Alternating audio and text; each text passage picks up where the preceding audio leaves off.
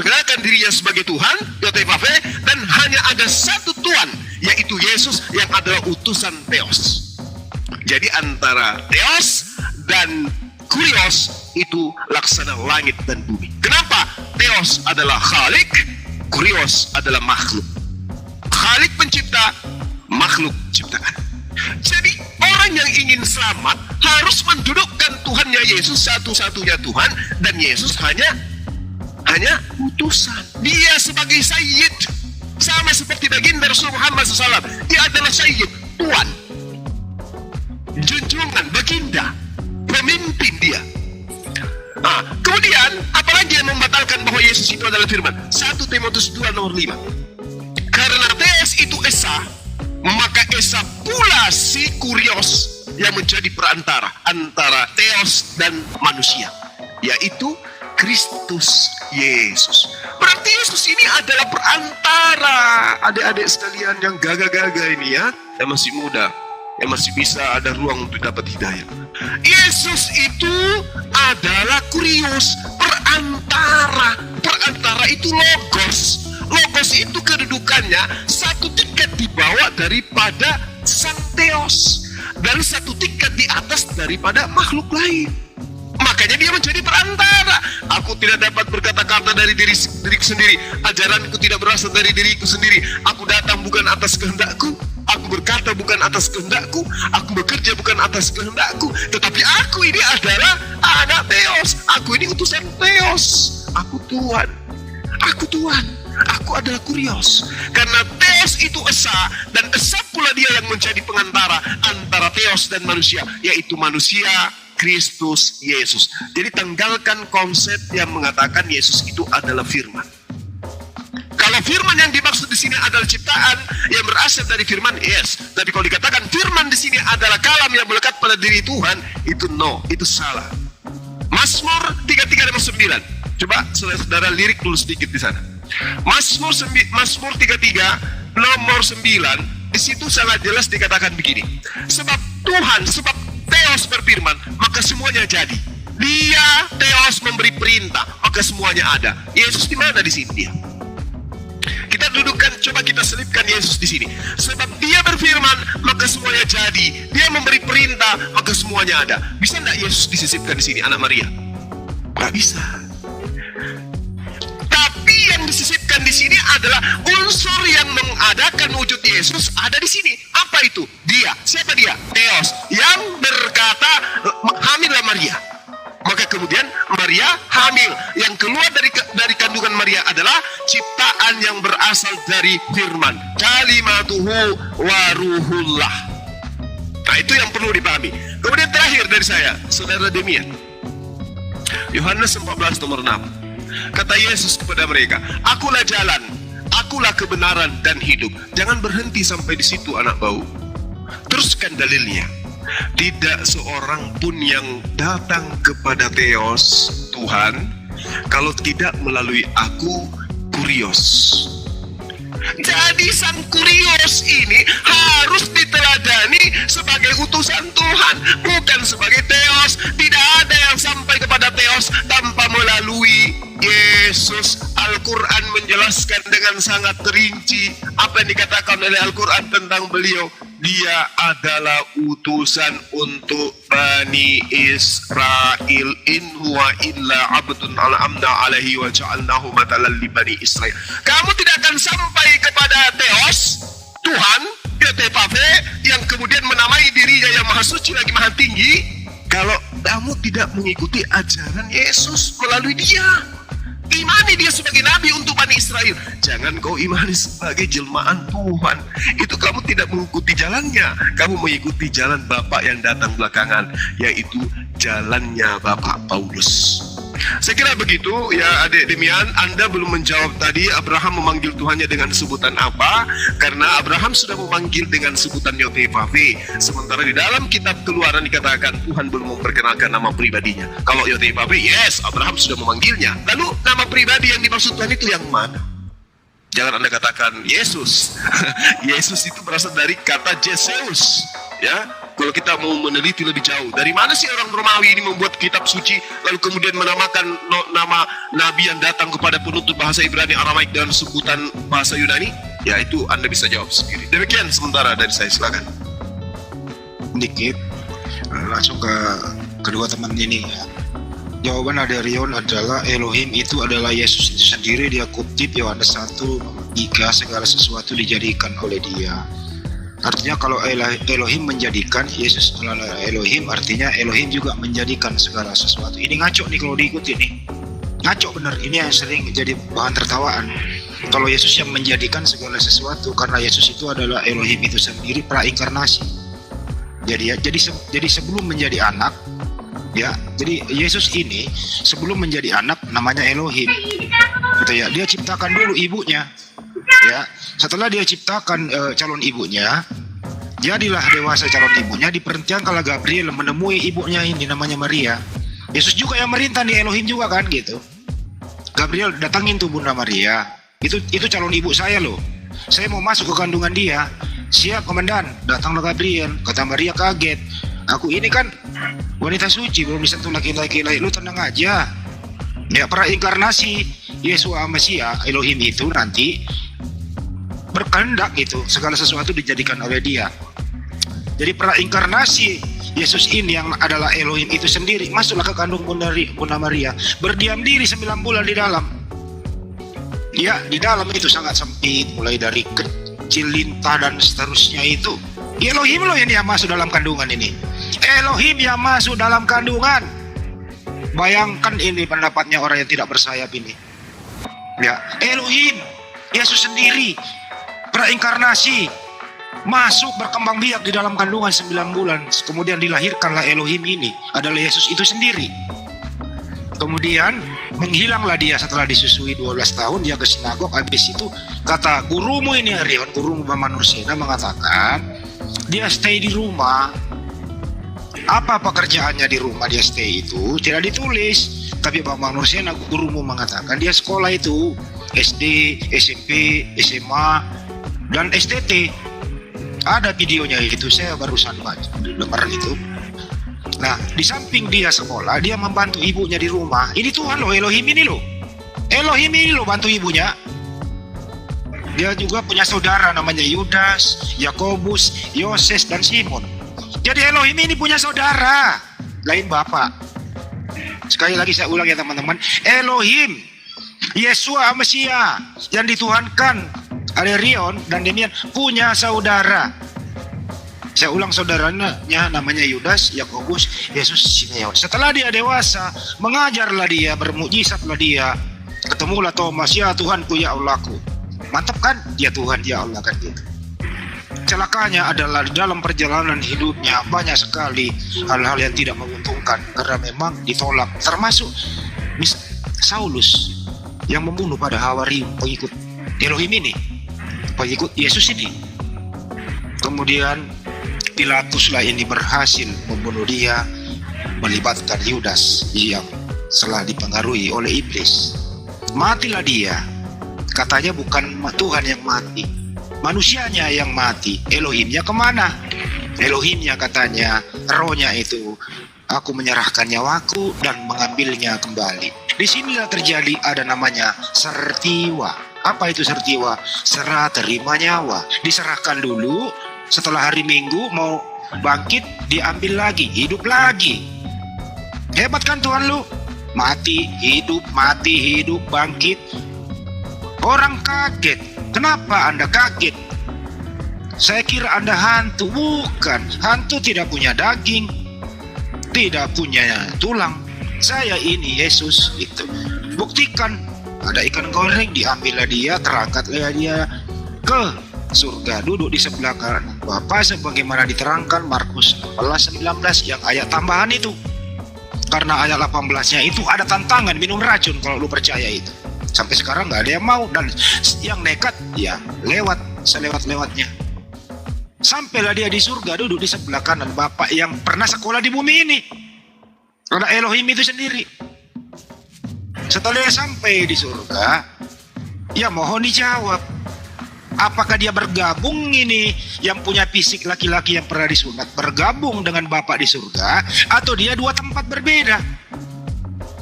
Kalau dia bergabung, artinya roh Bapa masuk ke Yesus yang punya fisik laki-laki, Tuhanmu laki-laki pernah disunat, punya fisik, punya rambut ganteng.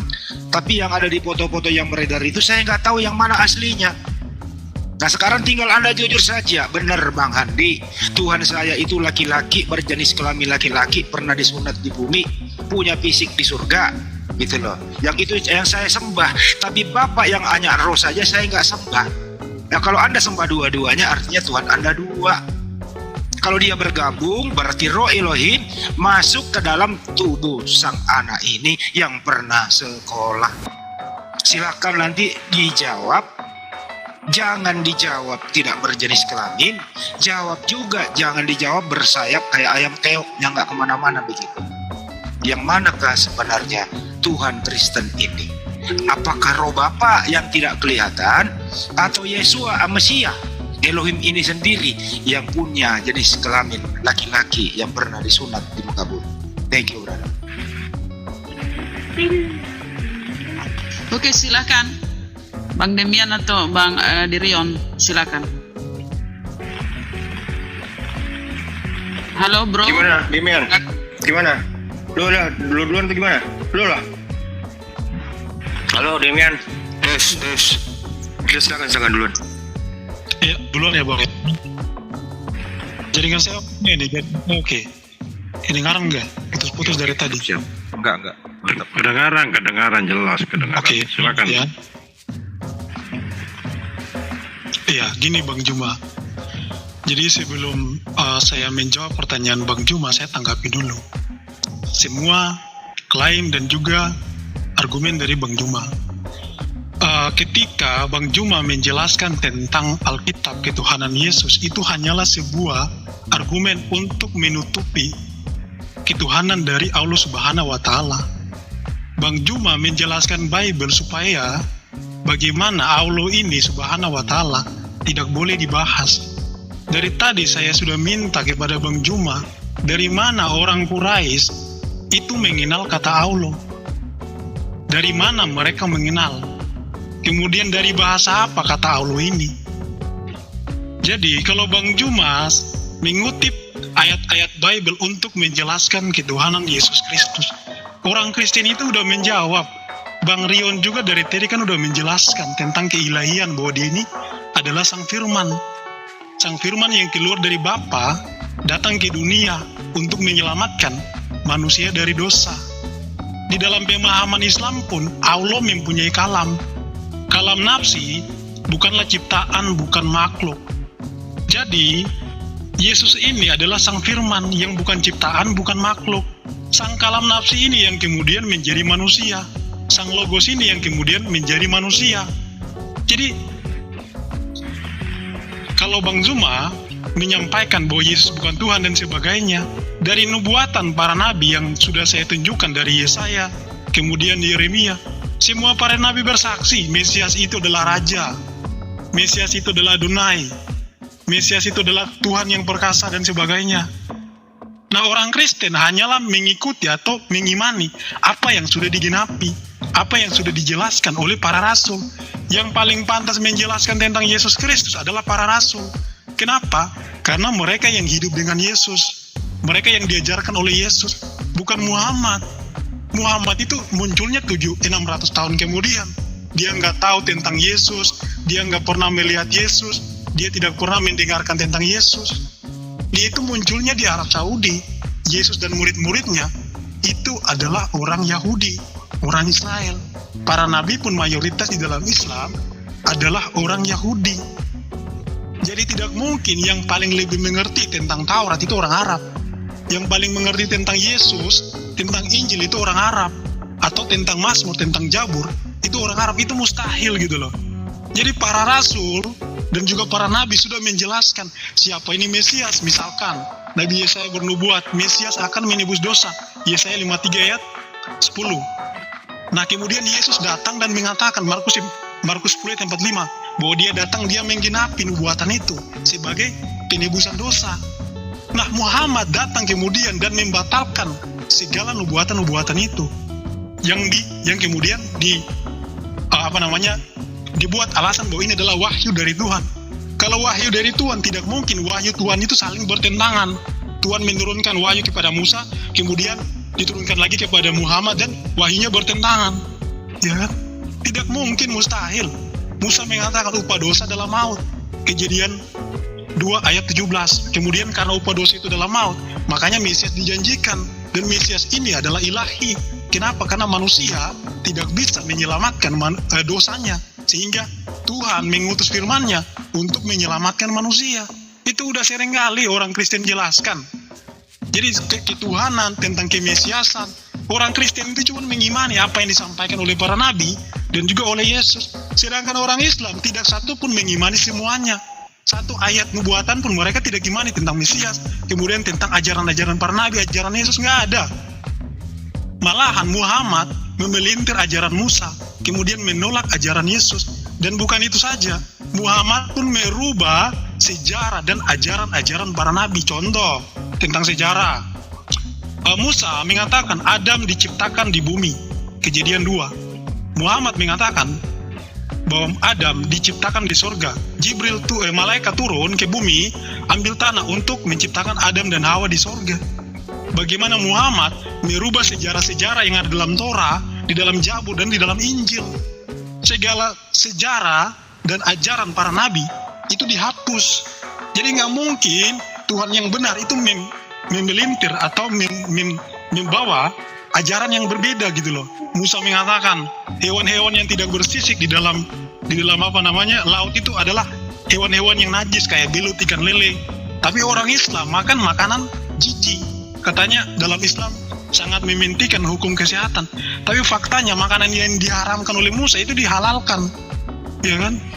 Jadi mereka memelintir, dan juga apa yang diharamkan oleh Musa itu kemudian dihalalkan oleh Muhammad. Jadi apa yang harus kita percaya terhadap Muhammad dan Allah Subhanahu wa taala?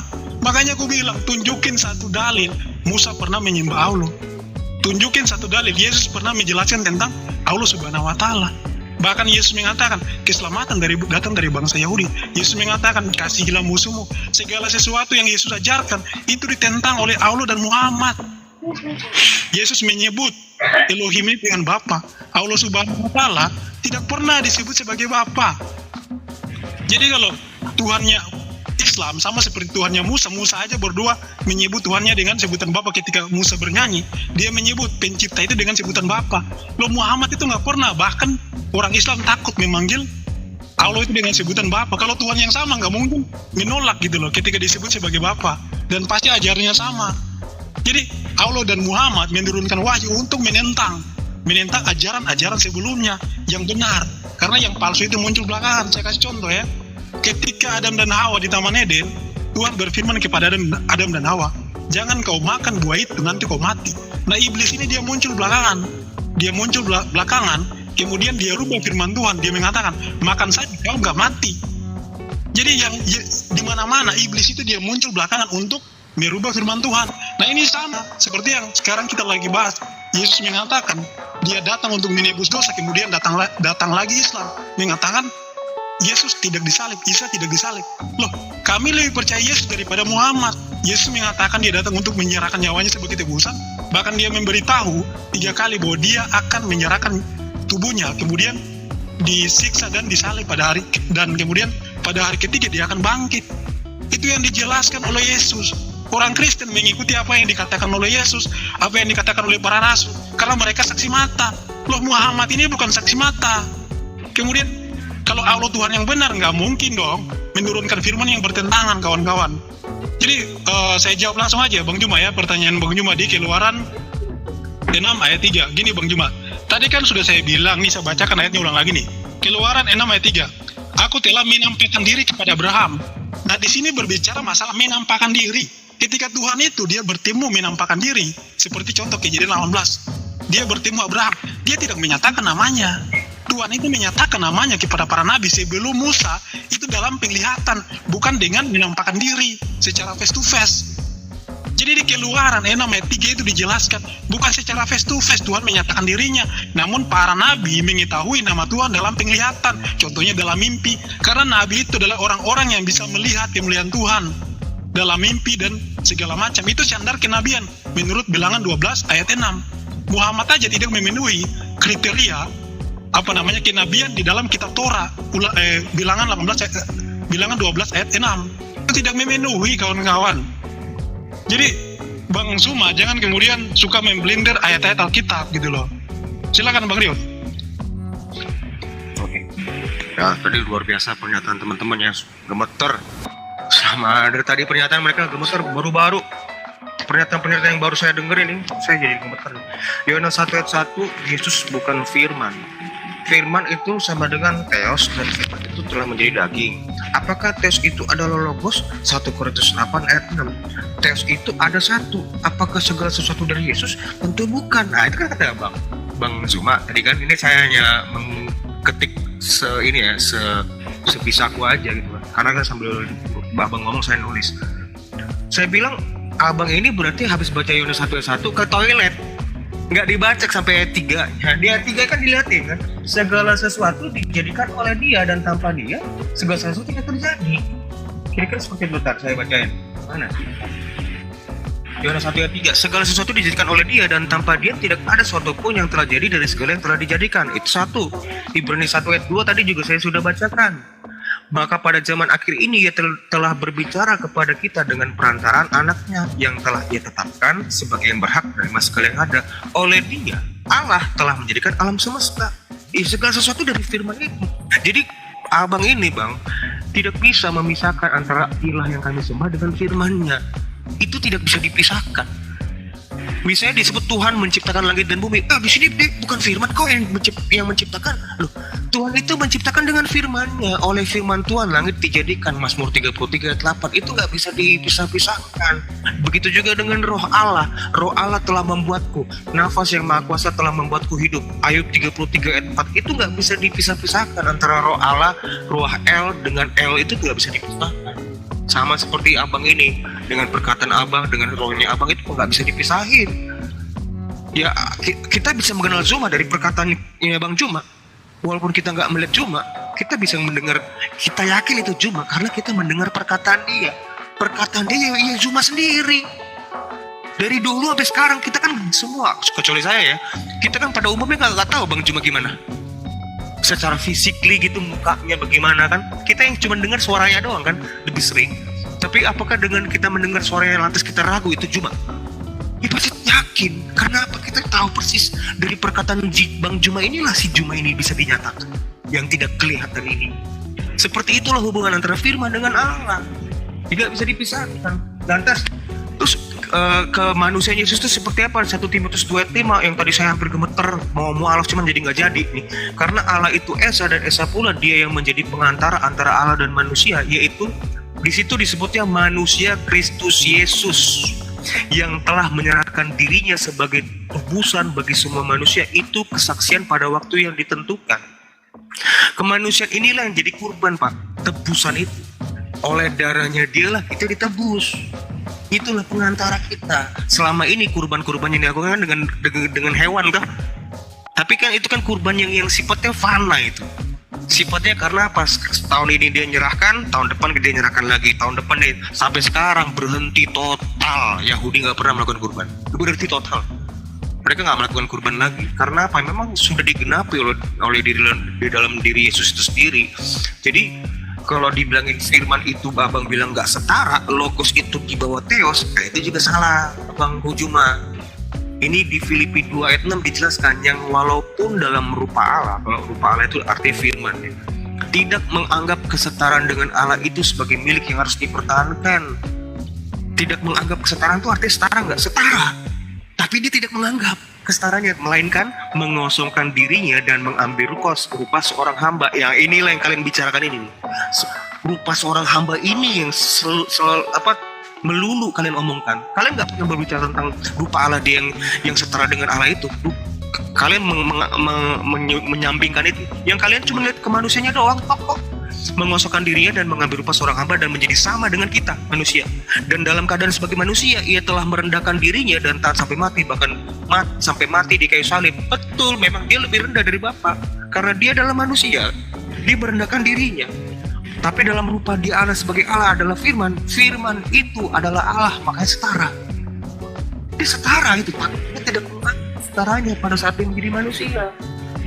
Jadi pada saat berbicara tentang firman itu adalah Allah, itu bukan berbicara tentang kemanusiaannya Yesus, Pak. Pada saat firman itu mengambil rupa manusia, kemanusiaannya jelas lebih rendah dari Bapa. Itu kami imani itu. Kami nggak pernah takut ngomong tentang itu. Kami nggak pernah takut berbicara tentang Yesus itu diutus. Nggak pernah. Justru itu kabar Injil itu di situ. Di mana Bapa mengutus anaknya ke dalam dunia karena begitu besar kasih Allah akan dunia ini sehingga ia mengaruniakan anaknya. Ini bukan bapaknya ya. Ini juga buat Oneness Pentakostal nih. Anaknya yang tunggal supaya barang siapa percaya kepadanya tidak binasa melainkan beroleh hidup yang kekal. Ya anaknya ini, melalui anaknya inilah karya keselamatan itu diberikan, hidup kekal itu diberikan. Seperti di Yohanes 17 ayat 3 itu. Sama seperti engkau, ya Bapa telah memberikan segala yang hidup kepada dia. Begitu demikian dia akan memberikan hidup kepada segala yang telah kau berikan. Kira-kira seperti itu di Yohanes 17 ayat 2. Makanya di ayat 3-nya, inilah hidup kekal, bukan inilah Tuhan yang benar. Enggak kayak begitu. Sumber hidup kekal itu di mana Bapa mengutus anaknya ke dalam dunia menjadi manusia dan melakukan karya penebusan. Seperti itu. Itu iman kami. Bukan iman kaleng-kaleng. Kami bisa bertanggung jawab mau muter gimana pun kalian. Saya tuh udah terbiasa mendebat-debat seperti ini. Pertanyaan-pertanyaan receh kalian kok. Apalagi tadi si Bang Hendy ini. Pak 10 tahun lalu, 15 tahun yang lalu saya dapat pertanyaan kamu itu, Pak. Dulu saya gemeter, tapi sekarang saya seneng banget. Pertanyaan-pertanyaan seperti itu. Yesus itu dilahirkan kok, dia kok bisa netek bla bla bla bla bla. Iya, memang dia datang jadi manusia kok. Gitu sekolah, memang sekolah, iya. Sama seperti kita. Dia seorang Yahudi, memang di umur 13 dia memang masuk ke bait Allah untuk belajar Taurat. Sampai umur 29, memang seperti itu. Seperti orang Yahudi, laksana orang Yahudi, bukan orang Batak. Jadi dia melakukan layaknya orang Yahudi, suku Yehuda. Seperti itu, Bang. Dan kami nggak pernah malu. Dia netek, iya. Kemanusiaan Yesus benar-benar netek tuh. Iya, tapi nggak ada tuh istilah netek. Yesus ngomong, kepadaku telah diberikan kitab Injil. Nggak ada tuh kayak Yesus gitu. Yesus nggak ngomong kayak gitu, nggak pernah ada. Kalau netek bener, memang netek. Neteknya gede atau enggak, saya nggak ngomong. Saya nggak tahu itu. Bukan itu pembahasan. Kalau menyusui jelas, namanya juga anak-anak kecil, masa nggak disusuin? Pasti disusuin lah. Tapi kan cuma permasalahannya kan kalian cuma hanya melihat Yesus dari kemanusiaan yang tok. Kalian nggak ngelihat kepraeksistensian Yesus pada saat Yesus bilang di Yohanes 17 ayat 5, berikanlah kemuliaan yang telah kumiliki di dalam hadiratmu sebelum dunia ini ada. Mana pernah kalian mau ngomong itu? Nggak pernah. Kira-kira seperti itulah. Boleh dilanjutkan, silakan. Oke, mungkin ini sesi terakhir dari saya ya, teman-teman sekalian, karena saya ada kegiatan nanti Ukhti Rahma yang menggantikan saya. Jadi kalau kemuliaan sebelum kemuliaan dunia ini, aku ada, kemuliaan yang ada di kehadiratmu sebelum dunia, itu dibaca di nomor 18 ya, nomor 18 atau nomor 14-nya ya nomor 14. Kemuliaan yang ada pada Yesus itu adalah kemuliaan yang diberikan. Gagal situ. Kemudian yang kedua, adik saya ini mengatakan bahwa antara Theos dan Logos itu tidak bisa dipisahkan. Barusan kita mendengarkan Yesus netek, Yesus sekolah. Itu bukti bahwa dia manusia katanya. Berarti dia bisa dengan yang maha tinggi, yang maha suci. Yesaya 57 nomor 15 dikatakan, indikasi kuatnya Tuhan pencipta langit itu adalah Wenisa Wekados. Dalam Islam, subhanahu wa ta'ala. Mustahil yang maha suci itu jadi manusia netek, mustahil. Mustahil kemudian yang maha tinggi itu kemudian rendah, dibunuh, dihinakan, dikutuk di atas tiang salib, mustahil. Sementara sifat daripada Tuhannya Abraham, Ishak dan Yakub itu adalah Tiko Amar Rem Wanisa Soken en Wakhodes, Maha tinggi, Maha suci, Subhanahu wa ta'ala. Jadi kalau Anda mengatakan tidak dipisahkan, buktinya dipisahkan. Adalah tidak mungkin pencipta langit dan bumi ini masuk di dalam rahim manusia, nggak mungkin. Adalah tidak mungkin pencipta langit dan bumi ini adalah yang mati di atas tiang salib, nggak mungkin.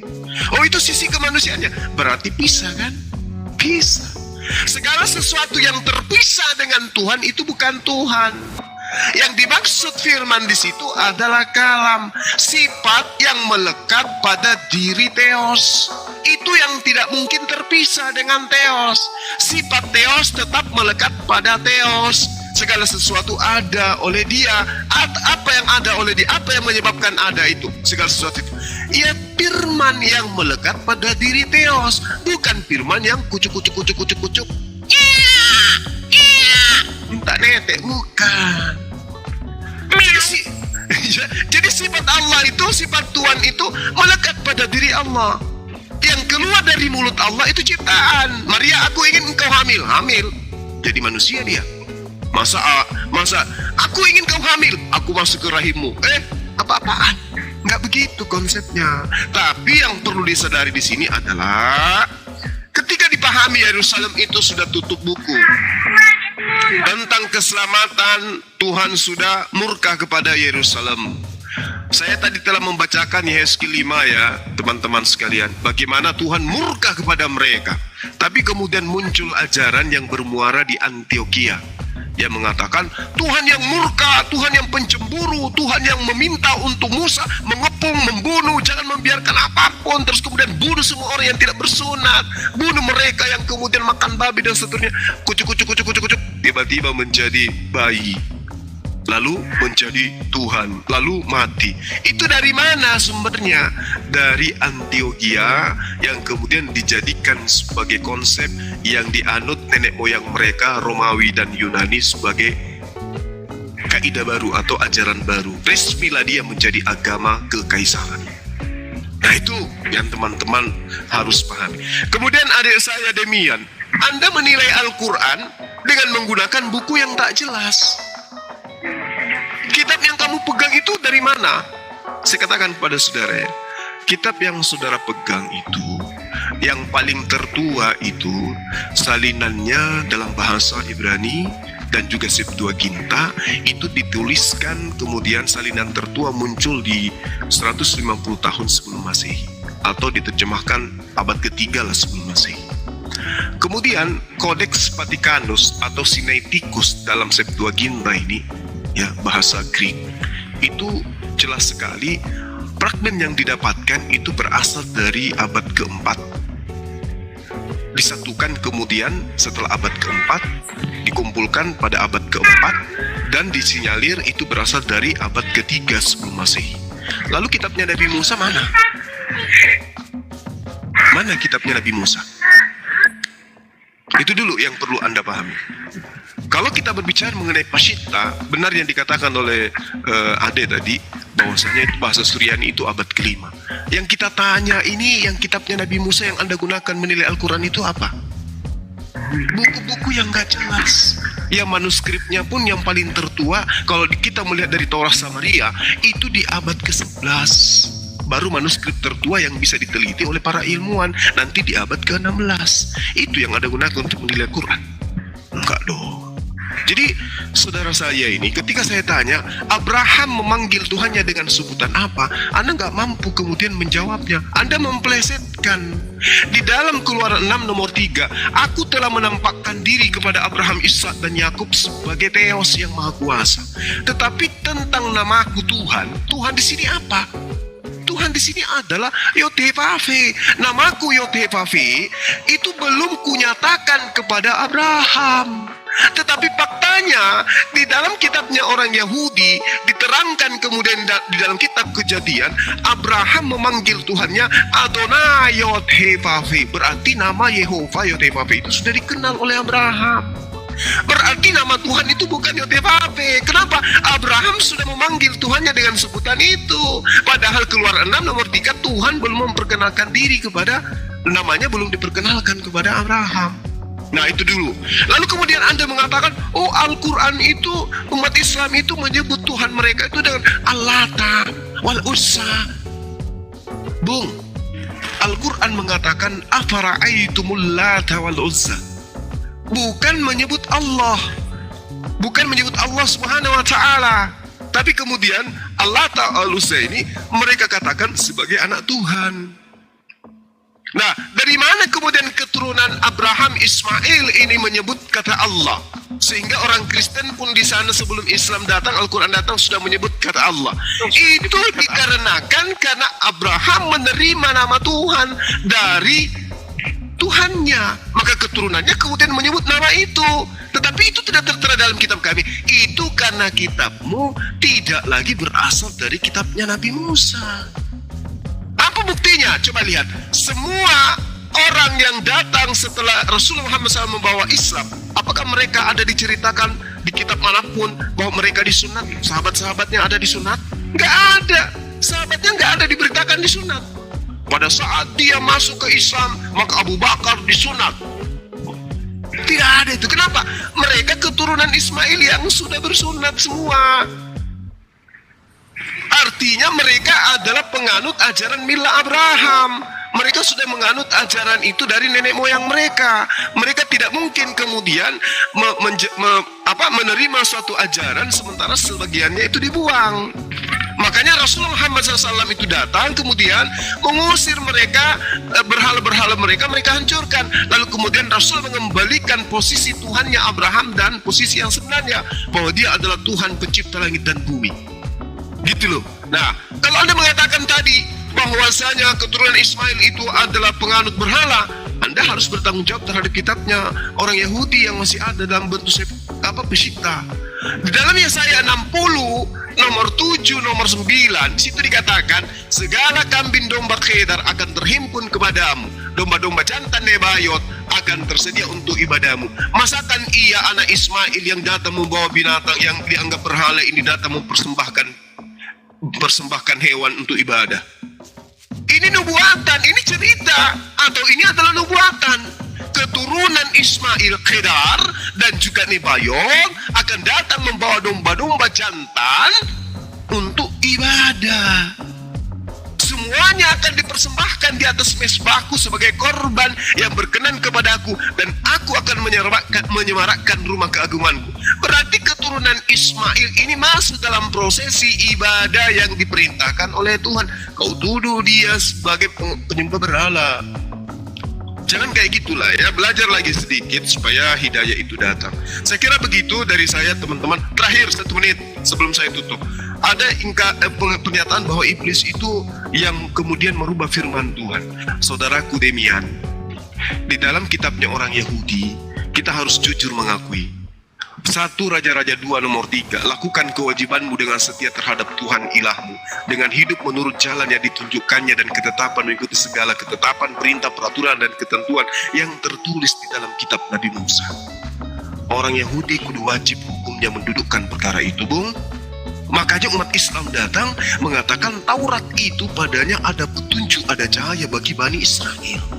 Kami tidak merubahnya. Aturan Tuhan, ketetapan Tuhan, perintah Tuhan, ketentuan Tuhan Allah SWT itu berlaku bagi Bani Israel. Gak bisa kita rubah-rubah. Aturan Tuhan kepada Bani Israel harus berlaku. Makanya dikatakan dalam kitabnya Yosua 1 nomor 7, hanya kuatkan dan teguhkan hatimu dengan sungguh-sungguh, bertindaklah hati-hati sesuai dengan seluruh hukum yang telah kuperintahkan kepadamu melalui hambaku Musa. Jadi orang Yahudi kudu wajib mengikuti ketetapan Tuhan bagi mereka. Makanya Tuhan mengatakan dalam Ulangan 27 nomor 26, terkutuk orang yang tidak menjalankan hukum Taurat. Dalam Yohanes 7 nomor 49, terkutuklah orang yang tidak mengenal hukum Taurat.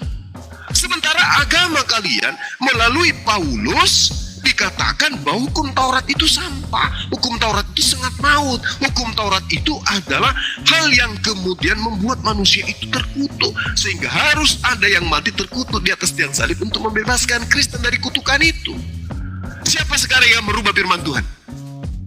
Efesus 2 nomor 15, Galatia 5 nomor 1 dan seterusnya, Roma 3 nomor 7 dan seterusnya. Siapa yang merubah firman Tuhan? Dengan matinya Yesus di atas tiang salib, dia telah membatalkan firman Tuhan, hukum Taurat dan segala ketetapan yang ada di dalam. Ini siapa ini? Ini Paulus ini bapak apa ini yang mengajarkan kayak gini rubah-rubah firman Tuhan? Yesus mengatakan dalam Lukas 16 nomor 17, lebih mudah langit dan bumi lenyap daripada setitik dari hukum Taurat itu batal. Setitik dari hukum Taurat itu batal, lebih mudah langit dan bumi itu lenyap. Betapa susahnya hukum Taurat itu untuk dibatalkan. Setitik hukum Taurat sangat sulit untuk dibatalkan. Lebih mudah menghilangkan langit dan bumi. Saking sulitnya untuk menghilangkan hukum Taurat itu, setitik pun. Tetapi apa kata Paulus, Bapak yang kamu imani? Dengan matinya Yesus di atas tiang salib, dia telah membatalkan hukum Taurat beserta ketetapan yang ada di dalamnya. Semua ketetapan yang ada dalamnya. Artinya, hanya dengan bermodalkan sebagai pangkat prajurit, membunuh manusia anak Maria, hukum Taurat itu batal semuanya. Luar biasa bukan? Nah, sekarang Anda aminkan yang mana? Aminkan Bapak Paulus. Makanya Yesus mengatakan, iblislah yang menjadi bapakmu dan kamu mau melakukan keinginan bapakmu Paulus. Jadi jangan katakan kami merubah firman Tuhan. Firman Tuhan datang kepada Bani Israel, yes, itu aturan Bani Israel. Makanya Shema Israel, Shema Israel, Shema Israel. Yesus juga begitu, Shema Israel, Shema Israel. Yesus tidak pernah menyeru seperti baginda Rasul Muhammad SAW, ya ayyuhan nas. Gak pernah. Jadi dia hanya untuk Shema Israel aja, Yesus itu. Tapi dirubah oleh Bapak kalian, yaitu Bapak Paulus. Yesus itu untuk seluruh dunia, menjadi Tuhan lagi, menjadi penebus, jadi manusia yang yang kayak dijelaskan tadi itu. Na'udzubillah summa na'udzubillah.